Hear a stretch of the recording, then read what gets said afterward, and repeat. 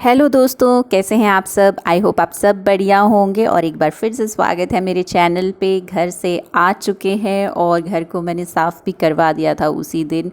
झाड़ू पोछा तो लग गया था, पर उसके अलावा भी बहुत ऐसे काम होते हैं जो करने पड़ते हैं। और सबसे पहला काम है कि बैग्स की अनपैकिंग करना। जब तक ये बैग्स पड़े रहते हैं घर कभी साफ़ दिखता ही नहीं है। और ये जो कपड़ों के ढेर है ये सब धुलने हैं, कोई फ़ोल्ड होके फिर से अलमीरा में सेट होना है। तो बस इसी काम में थोड़े से दिन तो ऐसे ही चले जाते हैं। और जो घर के रेगुलर काम होते हैं उनमें से ही आपको टाइम निकाल निकाल के ये काम भी कंप्लीट करने होते हैं। अगर आपके घर में भी दोस्तों बहुत ज़्यादा कपड़े होते हैं रोज़ फ़ोल्ड करने को और आपको पसंद नहीं है फ़ोल्ड करके रखना, तो आप एक ट्रिक अपना सकते हैं कि बीच बीच में आके थोड़े थोड़े कपड़े फ़ोल्ड कर लीजिए, ब्रेक दे दीजिए अपने आप को। मैं हमेशा ऐसा ही करती हूँ। कंटिन्यूसली बैठ के फ़ोल्ड करना मेरे को बहुत ही बोरिंग लगता है। मैं वहीं कपड़ों के बीच में ही सो जाती हूँ, मतलब इतना बोर लगता है मुझे वो। और अभी मैं आपको देखिए बता रही हूँ कि ये हिमाचली जो टोपियाँ हैं इसका कलेक्शन हो गया है हमारे पास। पहले हमारे पास एक भी नहीं थी, तो मैंने स्पेशली ख़रीदी बच्चों के लिए और अपने लिए कि एक तो होनी चाहिए। पर उसके बाद इनका ऑफ़िस का टूर लगता है शिमला का, तो वहाँ से उनको ये गिफ्ट में मिलती हैं, तो बहुत सारी हो गई हैं। सोच रही हूँ थोड़ी सी और हो जाएंगी तो अपने रिलेटिव्स में बांट दूँगी। पर इनके डिज़ाइंस बहुत ही सुंदर हैं और इतनी सुंदर लगती हैं ये पहन के। तो इस तरह दोस्तों जब भी कभी कभी सेटिंग वगैरह कर रहे होते हैं, पुरानी चीज़ें हाथ में आ जाती हैं, तो इस तरह थोड़ा सा टाइम किल हो जाता है। पर ये फ़ायदा रहता है कि आपको पता लग जाता है कि चीज़ों की हालत किस तरह है। जैसे ये टोपियाँ अच्छे से नहीं रखी थी तो इनकी थोड़ी शेप ख़राब सी हो गई है, तो इनको भी ढंग से रख दिया है मैंने। इसके अलावा दोस्तों हमारे घर में 3 घड़ियाँ हैं, उसमें से 2 घड़ियों की तो सेल ही ख़त्म हो गए हैं, तो वो भी चेंज करे मैंने। तो ऐसी हालत हो जाती है जब गृहिणी घर पे नहीं होती है, घर की हालत ख़राब हो जाती है। और साथ में जो छोटी छोटी चीज़ें होती हैं हमारी नज़रों में वो भी बड़ी बड़ी बन जाती हैं। ऐसे ही कितने छोटे छोटे काम होते हैं दिन के जो काउंट नहीं किए जा सकते। अगर काउंट करने लगे तो बहुत बड़ी लिस्ट हो जाएगी कि देखिए कितने ज़्यादा काम कर दिए। और दोस्तों ऐसा भी होता है जब होम मेकिंग करते हुए बहुत साल गुजर जाते हैं तो ये छोटे छोटे काम आपको काम ही प्रतीत नहीं होते हैं। आपको लगता है बस चलते हुए हाथ लगा दिया, इधर को थोड़ा सा कर दिया उधर को और काम हो गया। एक बहुत बड़ा ज्ञान है दोस्तों जो मुझे होम मेकिंग में मिला है कि कभी भी चीज़ों को इग्नोर ना करो। मतलब घर पे कोई भी चीज़ अगर इधर पड़ी है उधर पड़ी है उसको इग्नोर ना करो, उसको तभी उठा लो। वो आपकी होम मेकिंग को ही इजी करेगा। आप सोचते हैं कि कोई बात नहीं बाद में उठा दूंगी, तो फिर वो पड़ा ही रहता है और उसकी जगह 2-3 चीज़ें और भी आपको मिल जाएंगी। स्पेशली बच्चों वाले घर में तो ये बहुत ज़रूरी होता है कि आप सामान को उठा लें, स्पेशली टॉयज़।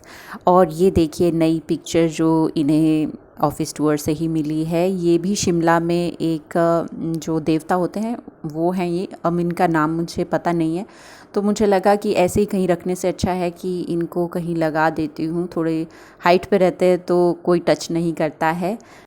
तो चलिए दोस्तों अब अपने उजड़े चमन की भी बात कर ही लेती हूँ। सारे के सारे प्लांट्स सूख गए हैं। तो दोस्तों आप देख सकते हैं कि नए प्लांट्स भी आ चुके हैं। छोटे छोटे प्लांट्स लिए हैं सस्ते सस्ते। अगर सरवाइव करेंगे तो कर जाएंगे, नहीं तो क्या बोल सकते हैं। तो ये जो सारे गमले थे इनको इस हालत में देख के बहुत ही डिप्रेशन सा हो रहा था, अच्छी वाइब नहीं आ रही थी। और देखिए एलोवेरा इतनी गर्मी में बिना पानी के भी सरवाइव कर जाता है। इतना ज़्यादा फैला नहीं है पर सूखा भी बिल्कुल भी नहीं है। तो मेरे को अपने फ्रेंड की बात याद आ रही थी। वो बोलती हैं कि यहाँ की गर्मी में तो जो रेगिस्तान के प्लांट्स होते हैं वही सरवाइव कर सकते हैं। तो ये देख के तो ऐसा लग रहा है सच ही है। जो दूसरे प्लांट्स थे लीव्स वाले तो वो सब सूख गए हैं। तो अभी मेरे पास टाइम है 2 घंटे का, तो मुझे फटाफट ये काम करना है। साफ़ सफाई भी करने को हो जाती है बहुत ज़्यादा उसके बाद। तो सबसे पहले तुलसी का पौधा लगा दूँगी मैं। और आजकल बरसात है तो ये उग जाएगा, इतनी गर्मी नहीं है। तो मिट्टी जो है वो अब की बार मैं कुछ भी नहीं मिला रही हूँ, जो है मैं उसी को ही यूज़ करूँगी। और जो पौधा आता है उसकी मिट्टी भी नहीं निकालूंगी, उसको मिट्टी के साथ ही लगा दूँगी। कई बार हम पूरी जड़ें निकाल देते हैं फिर उसको नई मिट्टी में डालते हैं, तो पौधे पे बहुत प्रेशर हो जाता है ग्रो करने का। तो देखिए हो गया है सारा काम, सारे प्लांट्स मैंने लगा दिए हैं। तो उसके बाद जो सफाई होती है वो बहुत ही ज़्यादा हो जाती है।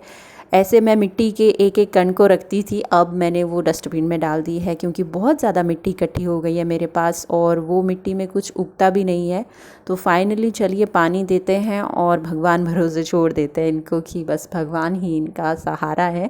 तो दोस्तों आपको पता ही होगा बहुत ज़्यादा वीडियोस बनाती हूँ मैं और उसमें मैं बताती हूँ प्लांट्स के बारे में कि मैंने क्या क्या लगा रखा है। बहुत सारे सूख भी जाते हैं, तो मुझे ऐसा पर्सनली लगता है कि चाहे सूख भी रहे हैं पर घर में प्लांट्स होना बहुत बहुत ज़रूरी होता है।